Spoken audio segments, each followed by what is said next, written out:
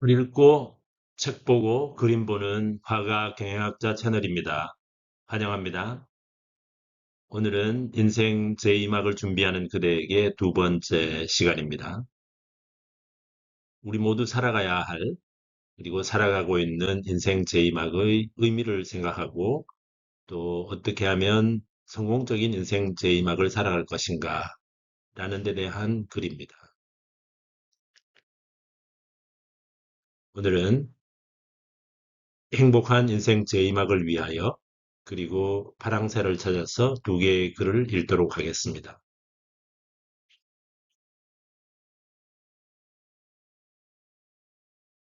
오늘 읽을 첫 번째 글은 행복한 인생 제2막을 위하여. 우리는 누구나 궁극적으로 행복한 인생을 지향하고 있죠. 특히 우리 인생 제2막에서 어떻게 하면 행복하게 살아갈 것인가. 그렇게 하여 어떻게 행복한 인생을 마무리할 것인가 하는 데 대해서 생각해 보았습니다. 이 글은 2025년 5월 27일 작성된 글입니다.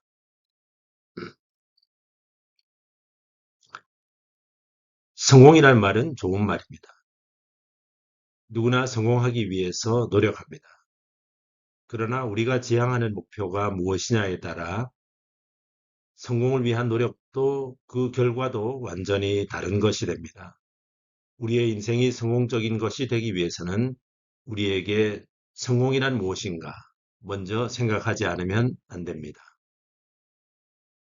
일반적으로 성공이란 말은 부자 되고 유명해지는 사회적 성공을 의미합니다.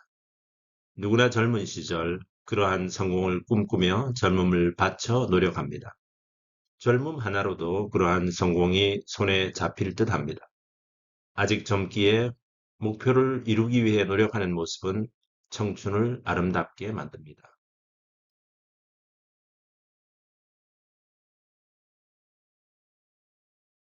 그러나 그러한 성공은 다가서면 멀어지는 표적과도 같습니다. 더 큰 성공을 위한 우리의 갈망은 밑빠진 항아리와 같습니다. 더 큰 성공을 위한 갈망은 청춘이 타고난 재가 될 때까지 우리를 몰아세웁니다. 내가 이룬 작은 꿈에 만족하고 감사할 때까지 우리의 성공은 성공이 아닙니다. 우리는 성공한 사람들의 불행을 목격합니다. 성공한 사람들의 화려한 무대 뒤에 놓인 비극이 엿보이곤 합니다. 성공한 사람이 진정 행복하다고 하더라도 그 행복은 성공에서 오는 것이 아닐 것입니다. 어쩌면 우리가 추구하는 사회적 성공은 감내해야 할 불행의 대가로 주어지는 것일지도 모르겠습니다.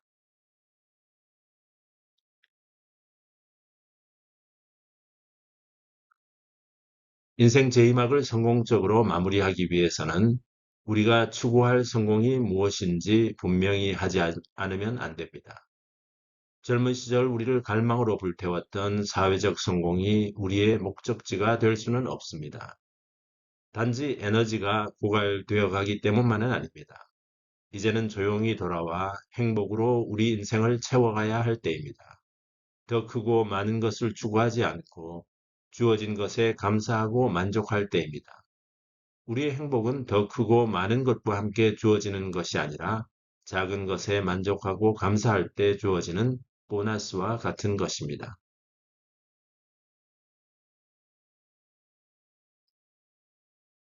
오늘 소개하는 책의 제목은 해피니스, 행복론입니다. 저자는 갓 사드, 미국의 어느 한 대학의 마케팅 교수라고 합니다. 마케팅과는 전혀 관련 없는 책이기는 합니다. 부제로서 Eight Secrets for Leading the Good Life, 행복한 인생, 좋은 인생을 살기 위한 8가지의 비밀이라고 하는데 과연 비밀일까요? 이 책은 고대 그리스 시대로부터 이어오는 행복론의 현대판입니다. 고대나 현대나 행복의 열쇠가 다르지는 않습니다. 그때나 지금이나 자신의 행복의 열쇠는 자신의 손에 쥐어져 있습니다. 우리의 행복 여부는 그 열쇠로 행복의 문을 여느냐 마느냐에 달려 있습니다.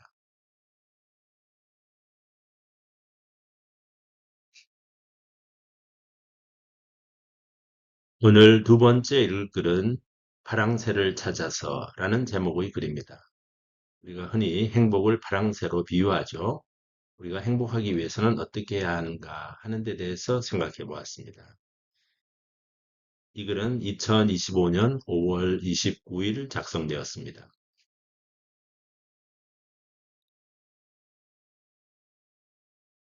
노년 인구가 많아지면서 슬기롭게 인생 제2막을 보내는 것에 대한 유튜브 채널이 헤아릴 수 없이 많아졌습니다. 이런저런 충고들 가운데 비중이 높은 것 가운데 하나는 불필요한 인간관계를 정리하고 홀로 잘 지낼 수 있도록 하라는 것입니다.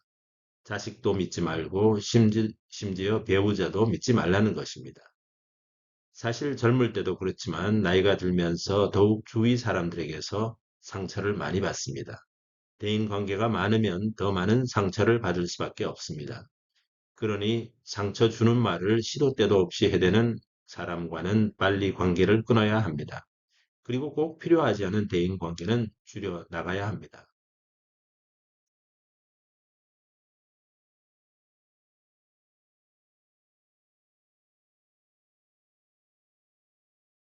가정 내에서도 평화가 함께 하지 못하는 경우가 많습니다. 부모 자식 간이나 부부 사이에도 가까운 만큼 더 자주 갈등이 발생할 수 있습니다. 가족 간의 상처를 주고받게 됩니다. 돌이킬 수 없다면 증오를 가슴에 품고 가족으로 남아있기보다는 정리하는 것이 더 나은 선택이 될 수도 있습니다.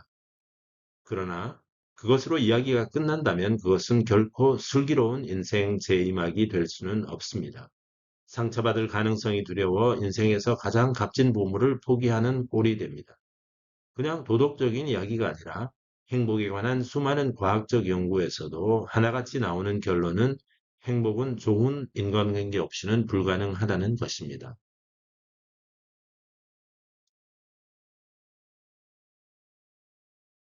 인간은 관계 속에서만 존재할 수 있습니다.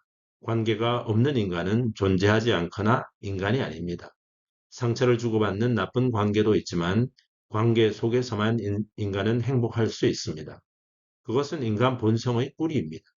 함께 나눌 수 있는 사람이 없다면 행복도 즐거움도 있을 수 없습니다. 결코 행복한 인생 제2막이 될 수는 없습니다. 인생 제2막은 나쁜 관계를 끊는 것도 물론 필요하지만 사랑과 신뢰로 연결된 관계를 만들어 나가야 할 때입니다. 그것만이 내가 행복할 수 있는 길입니다. 복잡한 인간관계의 가지를 쳐내고 건강한 관계의 가지를 만들어야 합니다. 행복의 파랑새는 내가 만드는 것입니다. 그 출발점은 가정입니다. 가족 간의 관계는 주고받는 관계가 아니라 주고 또 주어도 기쁠 수 있는 관계입니다.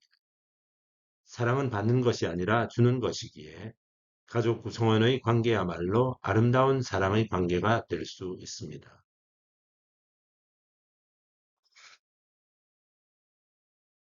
오늘 소개하는 책의 제목은 The Good Life and How to Live It.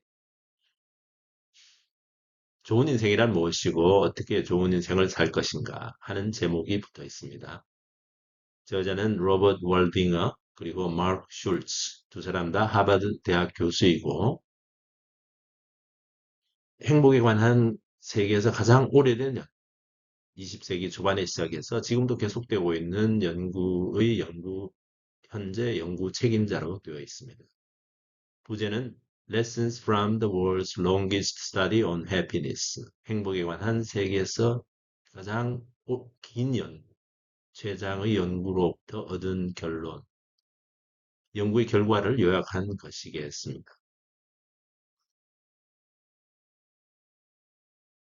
너무나 당연한 결과로서 사회적 성공 여부와는 관계없이 좋은 인간관계를 가진 사람이야말로 행복하게 생을 마무리하고 그 자식과 후손들도 행복하게 살아간다는 것을 이야기하고 있습니다.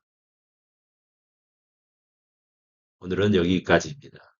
끝까지 들어주셔서 감사합니다.